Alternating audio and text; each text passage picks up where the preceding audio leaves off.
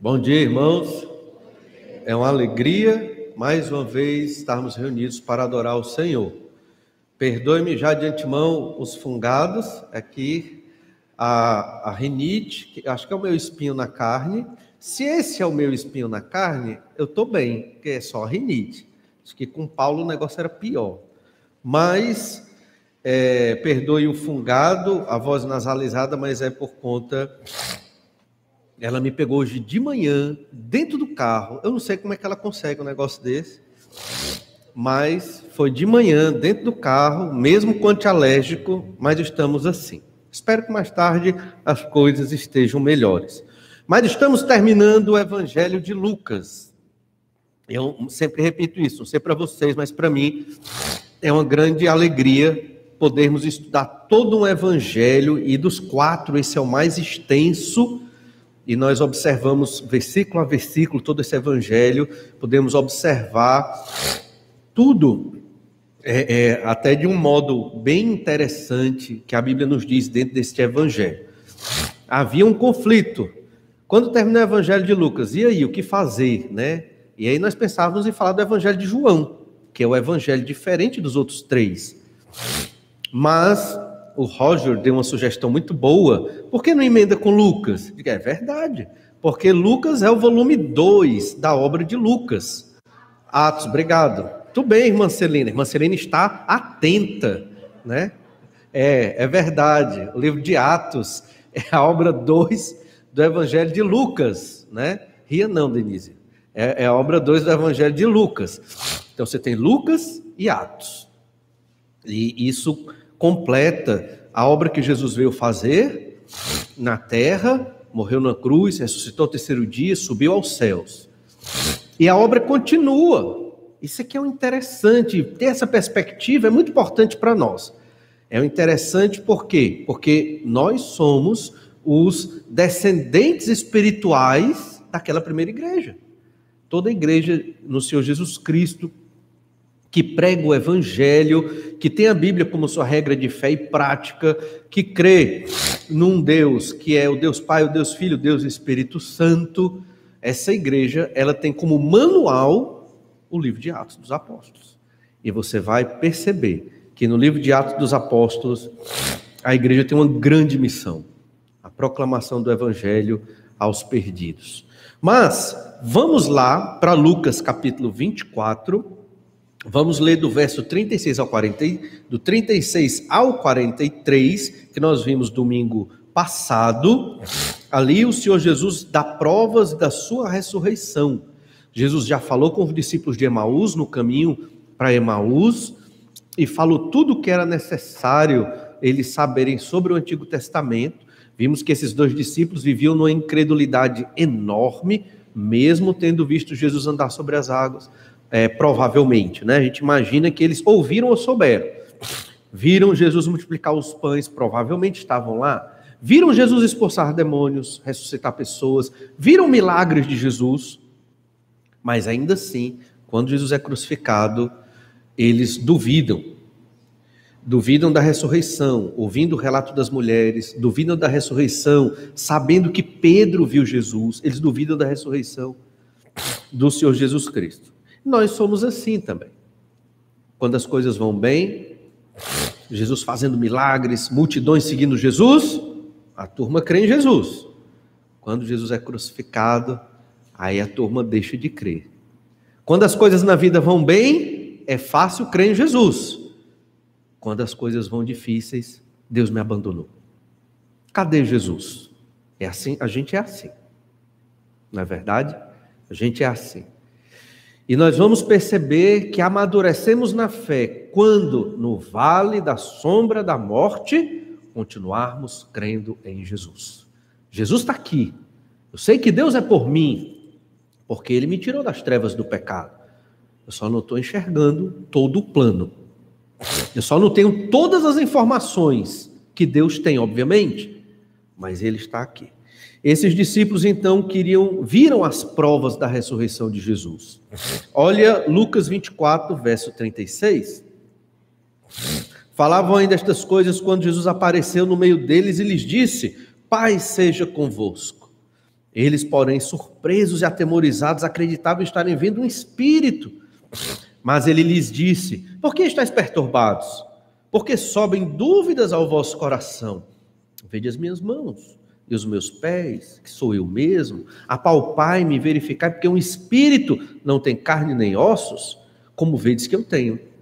Dizendo isso, mostrou-lhes as mãos e os pés, e por não acreditarem eles ainda, por causa da alegria e estando admirados, Jesus lhe disse: tendes aqui alguma coisa que comer? Então lhe apresentaram um pedaço de peixe assado e um favo de mel, e ele comeu na presença deles. Esse Jesus é o Jesus que ressuscitou, certamente com o corpo glorioso, e o Senhor Jesus Cristo sumia de repente e aparecia no outro contexto rapidamente, e o Jesus ressurreto aqui, ele também comia alimentos. Se nós seremos a semelhança de Jesus, na ressurreição, nós também seremos muito parecidos com o que Jesus está fazendo aqui. O Senhor Jesus dá provas da sua ressurreição, são as últimas expressões e palavras e atos de Jesus antes dele subir ao céu para reinar, onde está hoje, junto com o Pai, reinando, governando todas as coisas. Agora vamos observar o segundo momento dessa história, antes de Jesus subir aos céus. Jesus reafirma a mensagem e a missão. Antes de Jesus subir aos céus, o Senhor Jesus, ele reafirma, ele repete mais uma vez, das várias vezes que ele falou a mensagem, ele repete, o centro da mensagem do Evangelho. Repete essa mensagem para os apóstolos e a missão deles, e dá a missão. É essa missão que nós temos que ter como crentes em Jesus. Se não encararmos como a nossa missão de vida que Jesus deixou para nós, algo está errado. É necessário repensar a nossa vida cristã. Olha então Lucas 24, 44. A seguir, Jesus lhes disse: são estas as palavras que eu vos falei, estando ainda convosco. Importava que se cumprisse tudo o que de mim está escrito na lei de Moisés, nos profetas e nos salmos. Novamente, Jesus fala do Antigo Testamento. Jesus fala da divisão que os judeus faziam do Antigo Testamento. Lei de Moisés, profetas e escritos. Os escritos entravam os salmos e outros livros. Dividir em 3. Nós dividimos em 4 ou 5 partes do Antigo Testamento hoje, na modernidade, nos estudiosos da Escritura. Mas os judeus dividiam nessas 3 partes: lei, profetas e escritos, onde estavam os salmos. E Jesus, ele repete isso. E ele diz: importa que se cumpra em mim tudo que foi dito lá. Então, você que não gosta tanto do Antigo Testamento, sei que a irmã Celina gosta do Antigo Testamento, já vem o Antigo Testamento, em breve, mas se aplique a ler o Antigo Testamento. As leis são importantes, as profecias também, porque tudo o que é dito sobre Jesus no Novo é uma consequência do que foi dito no Antigo. E quando nós entendemos isso, e lemos e fazemos as relações, sabe qual é o resultado disso? Aumenta a nossa fé. Mas por quê? Porque o que Deus falou no Antigo Testamento, ele cumpriu no Novo. O que Deus me promete na Escritura, ele cumpre na minha vida. Ah, por que eu não estou vendo? A culpa nem é de Deus, nem é da Bíblia. Eu estou fazendo algo errado. E aí eu tenho que me avaliar, refletir, ler a Bíblia, buscar a Deus, conversar com irmãos para tentar descobrir por que não está acontecendo comigo o que a Bíblia diz que tem que acontecer. Como, por exemplo, ser cheio do Espírito Santo. Como, por exemplo, ter uma vida abundante. Por que não está acontecendo? Algo está errado. É Deus? Certamente não. É a palavra de Deus? Também não. Só pode ser eu que sou pecador. E aí eu vou me avaliando. Então Jesus falou isso para eles. Mas não foi a primeira vez que Jesus falou esta mensagem. Jesus reafirmou várias vezes nos evangelhos. Olha Lucas 18, verso 31. Vamos revisar também. É muito importante para martelar esta mensagem na nossa cabeça.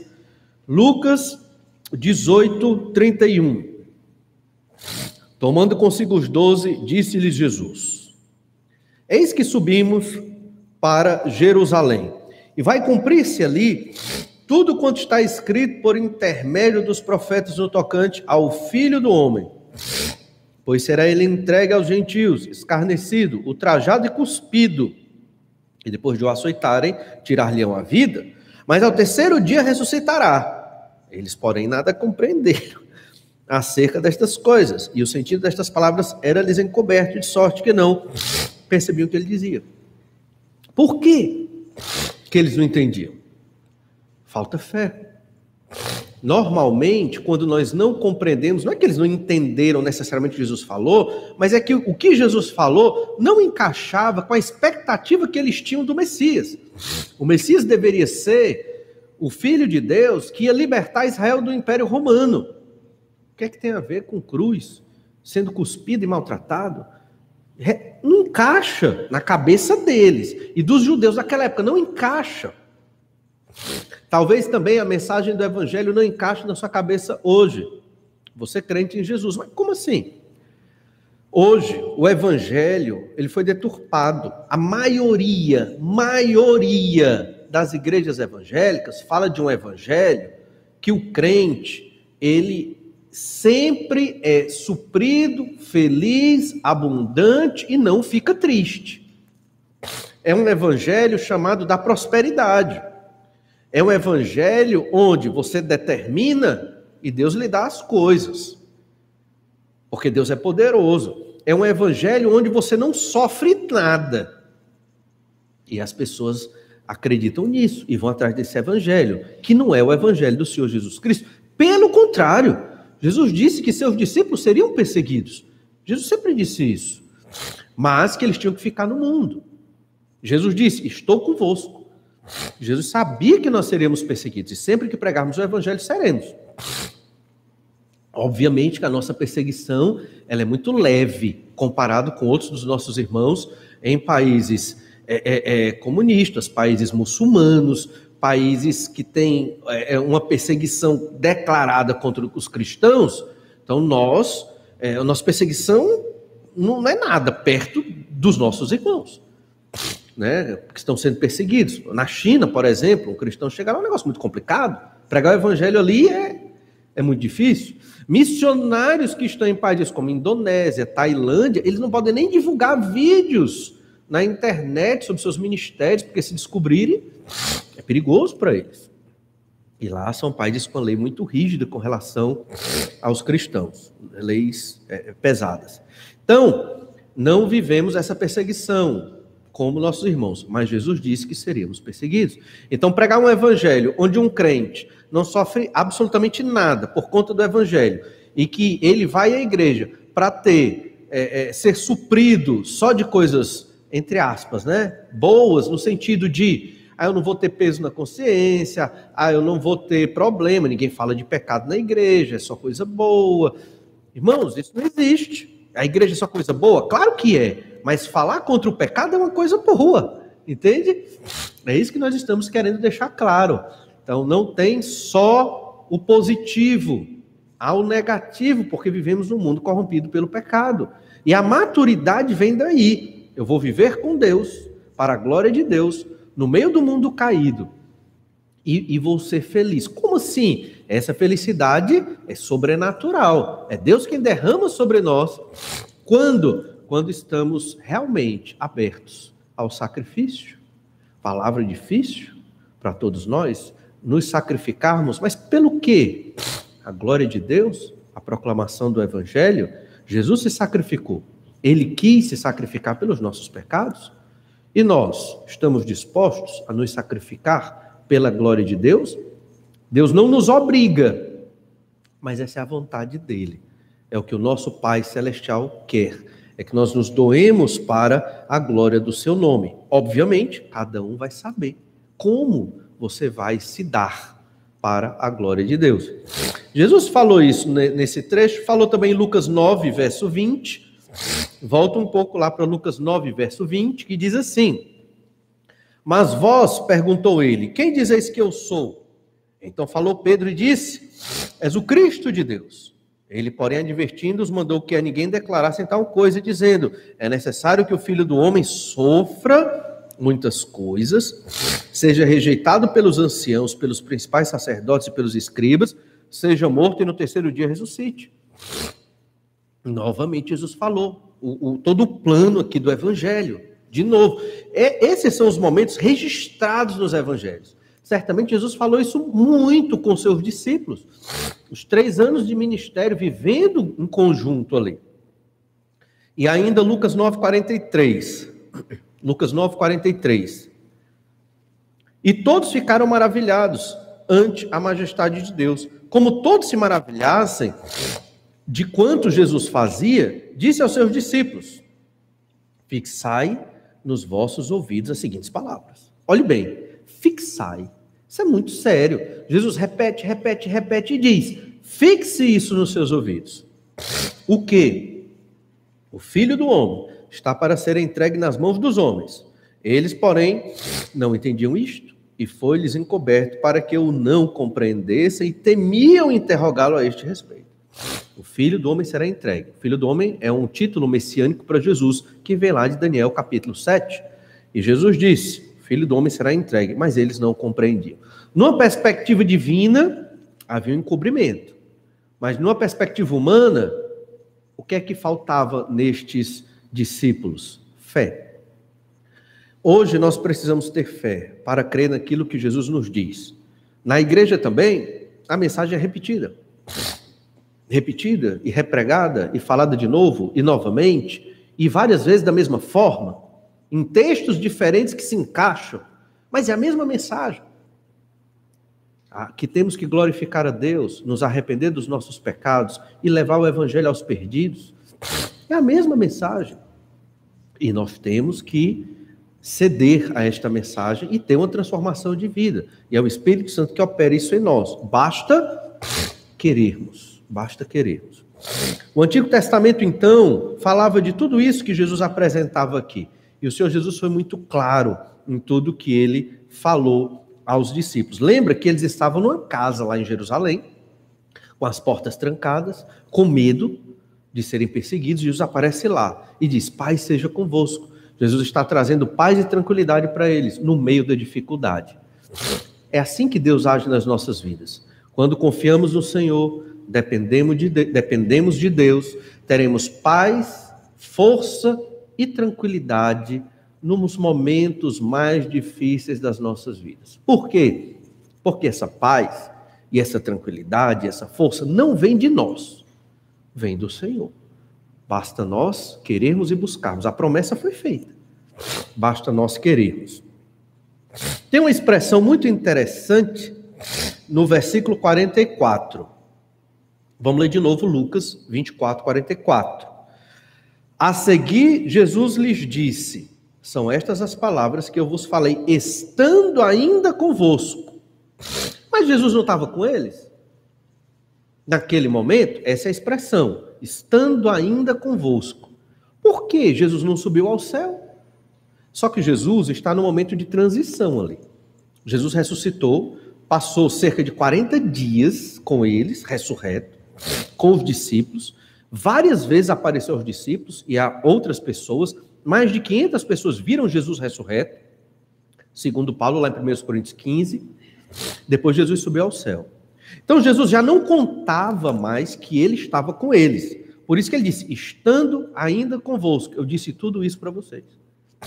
Jesus já estava se preparando para a sua ascensão. Jesus iria subir ao céu. Os evangelhos não falam tudo o que Jesus fez nesses 40 dias aqui na terra.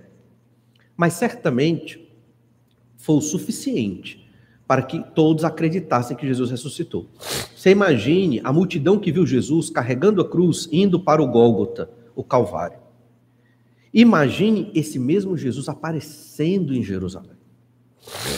E as pessoas olhando para ele. E ele falando com os discípulos. E as pessoas: Jesus apareceu ali. Não, Jesus apareceu ali. Tem até um filme muito interessante, se eu não me engano, né, Ben-Hur, que fala exatamente de um soldado romano que está procurando ver Jesus, porque Jesus ressuscitou, se eu não me engano, essa é a história, e a história toda ele atrás de Jesus, mas parece que ele não consegue ver o Jesus ressurreto. Então isso é ficção, obviamente, mas trata da ideia das pessoas na época buscando conhecer, ver Jesus ressurreto naqueles 40 dias. E muitos viram. Só que Jesus não mais está como naqueles 3 anos de ministério. Jesus está se preparando para subir ao céu. E Jesus aparece novamente em Apocalipse 1 na sua forma gloriosa. Um Jesus diferente. Um Jesus que vai ser o juiz da humanidade naqueles 7 anos de tribulação. Apocalipse 1, verso 13, descreve Jesus.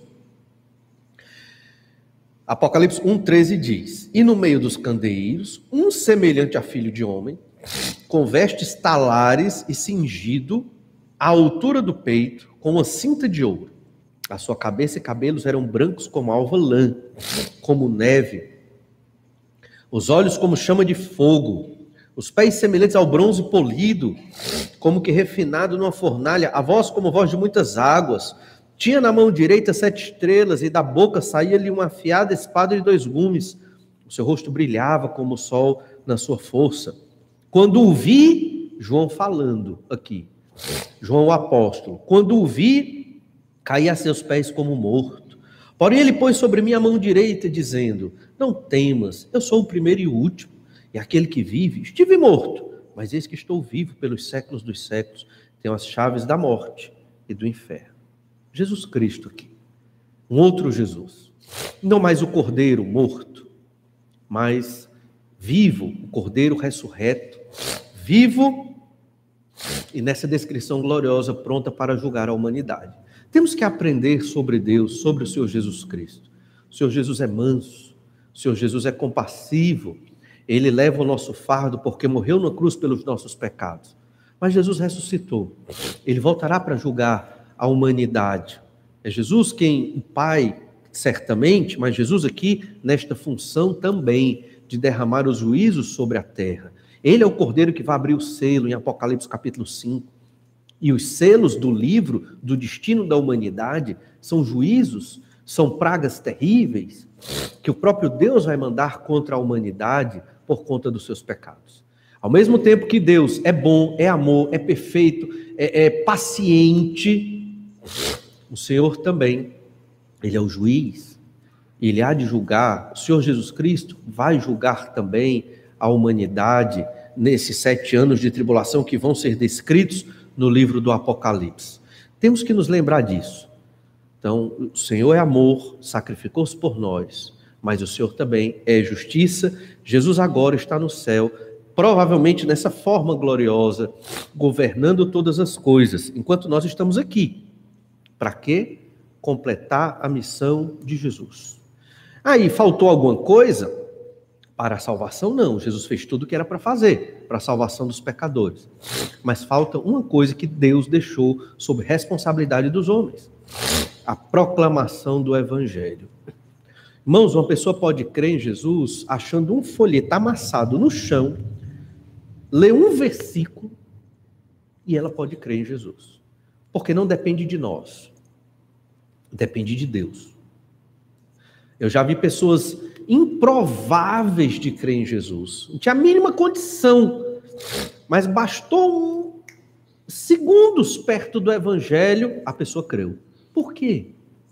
Deus agiu. Mas Deus quis que a igreja testemunhasse dele, testemunhas, falássemos de Deus, pregando o Evangelho. Às vezes nós pregamos o Evangelho como se nós estivéssemos vendendo um produto. Só que a Bíblia não fala assim. Às vezes a gente prega o Evangelho como se nós quiséssemos arrecadar ou conseguir mais membros para a nossa instituição religiosa. Mas a Bíblia também não fala assim. Então como é que prega o Evangelho? Falando de Deus, falando bem de Deus, falando o quanto você ama a Deus, falando os efeitos do que Deus fez e faz na sua vida. E junto disso, você fala sobre o pecado, sobre o arrependimento, sobre a fé em Jesus e sobre a vida eterna. Mas não tem como pregar o Evangelho vendendo um produto, como se fosse um produto. Paulo diz que o Evangelho é um tesouro, não é um produto a ser vendido. Às vezes somos tão contaminados com as igrejas ao nosso redor que não pregam o verdadeiro Evangelho, que acabamos pegando desse estilo. O Evangelho é um tesouro, você está dando um tesouro para alguém. Então é assim que a gente prega o evangelho. Estou entregando esse tesouro para ti, isso é muito valioso. Isso não é um produto que eu estou vendendo. Isso é um presente que eu estou te dando. Vou te dar um presente hoje. Você quer um presente? A pessoa, quero, pensando que é um chocolate, né? Eu faço isso com as crianças da igreja agora. Aí pensando que é alguma coisa legal, né? E é legal. É o melhor presente. Aí quando você diz, eu quero falar de Jesus, a pessoa, você quer uma coisa importante. Muitas pessoas reagem assim. Mas você continua, não, mas espera aí, eu não vou tomar muito do seu tempo. Aí você fala do Senhor Jesus Cristo, do quanto Deus é maravilhoso na sua vida. Olha então Lucas 24, verso 45. Lucas 24, 45. Então lhes abriu o entendimento para compreenderem as Escrituras. Depois de Jesus ter falado tudo sobre o Antigo Testamento que dizia sobre eles, deve ter demorado muitas horas, abriu o entendimento deles e lhes disse: assim está escrito que o Cristo havia de padecer e ressuscitar dentre os mortos no terceiro dia, o que Jesus já tinha pregado para eles muitas vezes. Às vezes você está evangelizando uma pessoa, falando de Jesus, e a pessoa não crê. Não sabemos o porquê, mas tem o dia certo. Se Deus quiser, ela vai crer. Continue falando. Olha, quantas vezes Jesus repetiu. Veja, Jesus, o Filho de Deus, o Mestre dos Mestres. Temos que continuar repetindo também a mensagem do Evangelho para a mesma pessoa, várias vezes. No dia que Deus quiser, Ele pode, se Ele quiser, transformar o coração daquela pessoa. E então Jesus, depois de ter passado a mensagem do Evangelho, abriu o entendimento, mensagem que ele passou 3 anos ensinando, mas reforçou de novo aqui, já ressurreto. Olha o que Jesus diz no verso 47, Lucas 24, 47. E que em seu nome se pregasse arrependimento para a remissão de pecados a todas as nações, começando de Jerusalém. Essa é a obra da igreja, essa é a grande comissão. A igreja, os discípulos de Jesus, são comissionados a fazer isso aqui. Esse é o nosso trabalho. É um trabalho mais importante do que qualquer trabalho que você possa imaginar. Esse é o trabalho da igreja. É claro que a igreja adora e entoa cânticos, maravilhoso. E isso é muito bom, mas é para recarregar as energias. Esse é o trabalho pesado. Esse é o trabalho difícil. É pregar o evangelho. É claro que Deus quer que nós oremos também. Mas orar é maravilhoso, conversar com o Senhor. E pregar o evangelho também é muito bom. Mas essa é a missão ativa da igreja. Ir a todas as nações, proclamando o evangelho do Senhor Jesus Cristo. Vamos aqui na Assembleia, na nossa sala de novos membros. Terminamos de ler o Estatuto hoje. E aí, estamos na Assembleia, digamos aqui, né? E aí vamos decidir sobre questões orçamentárias da igreja. Então, vamos orar a Deus para que Deus nos dê condição para que aprovemos um bom sustento para missionários. E quem dera Deus dobre a arrecadação dessa igreja. Para quê? Para pintar as paredes com ouro? Claro que não. Mas para enviar mais missionários. Trabalho da igreja. Aqui, Lucas 24, 47. E que em seu nome se pregasse arrependimento para a remissão de pecados a todas as nações. Como é que envia missionário para as nações? Para todas as nações. Não é verdade? Então a gente sempre tem que orar a Deus e tentar progredir nessa área, porque é fundamental para a igreja. Começando de Jerusalém, é claro que era de onde iniciou a igreja, a primeira igreja foi em Jerusalém. Hoje a gente não precisa ir para Jerusalém para ir para todas, né? A gente pode ir para todas, inclusive Jerusalém. Por sinal, deve ser muito difícil pregar o evangelho em Jerusalém hoje. Olha então, Atos 4, verso 12. Eu digo que é difícil por causa da perseguição. Olhe Atos 4, verso 12.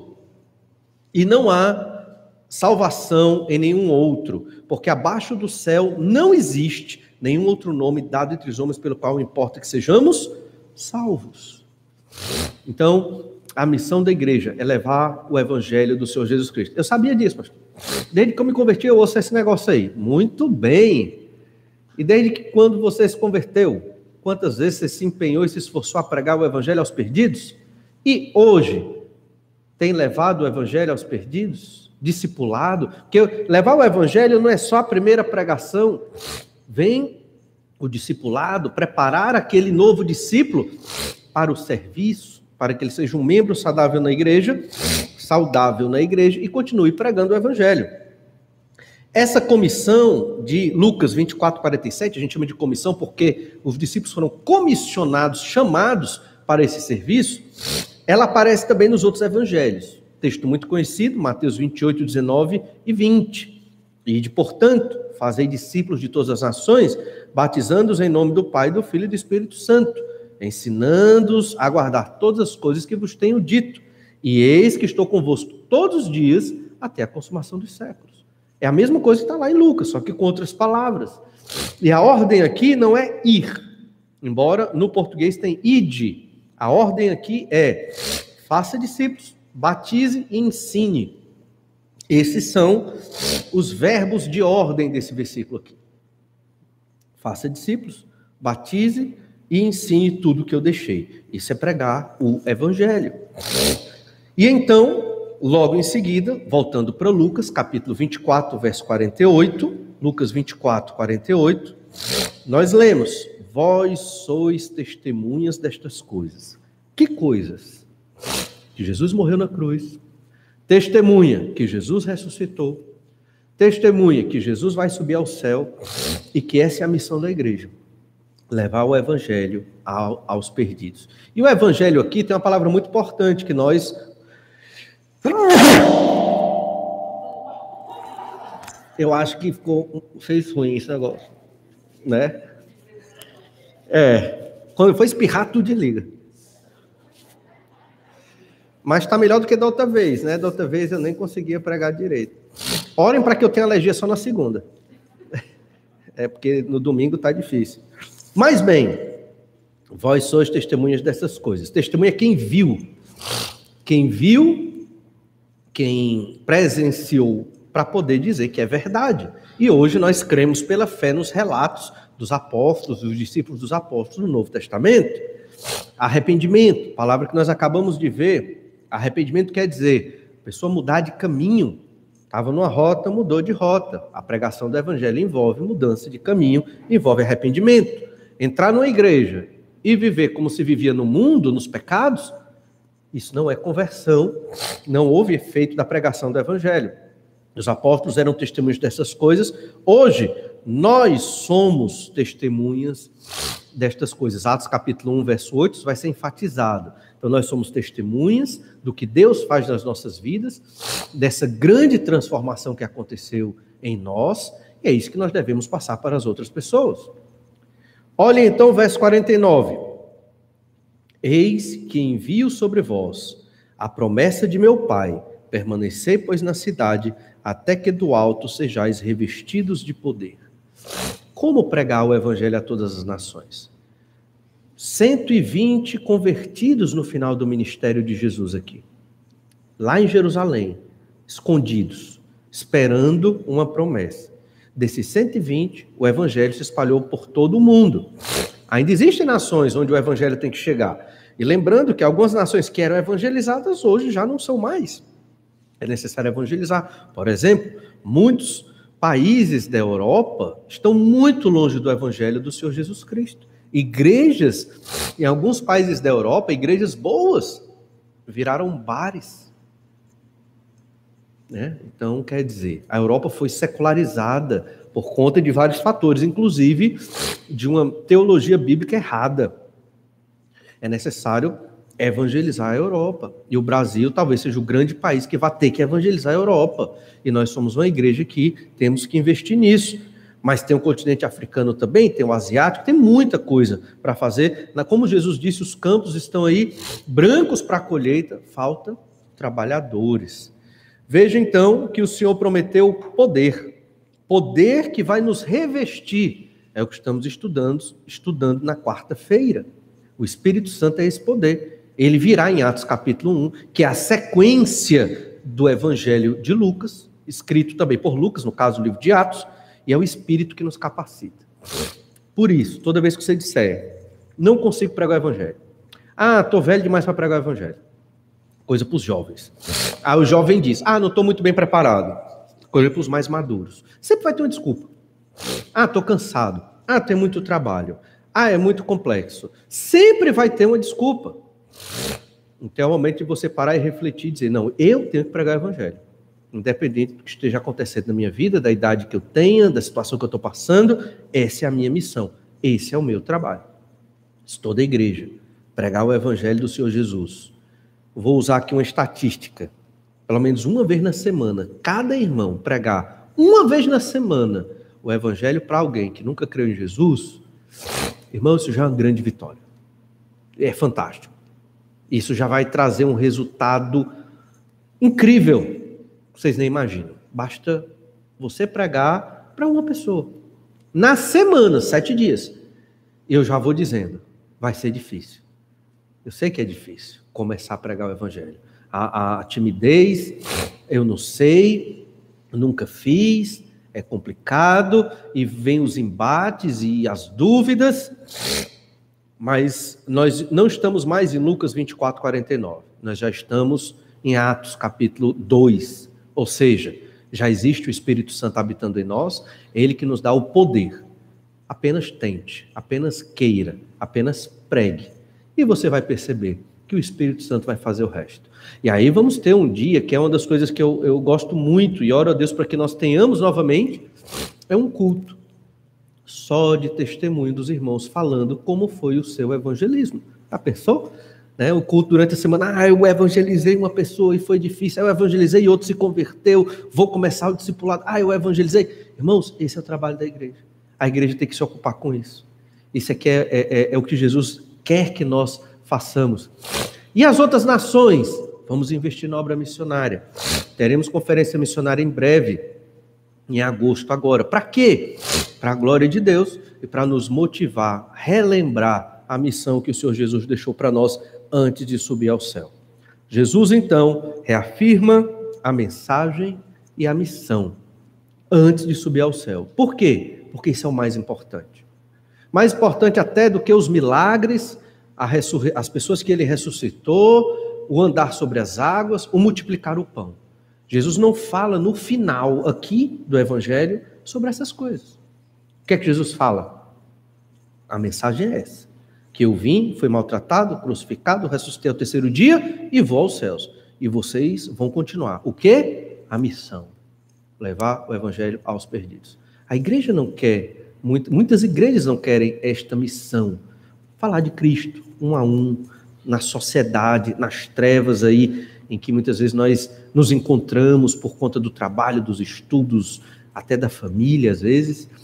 E nós temos que impactar esta sociedade corrompida e caída com o evangelho. Mas eu me sinto tão fraco. E somos, irmãos, somos fracos.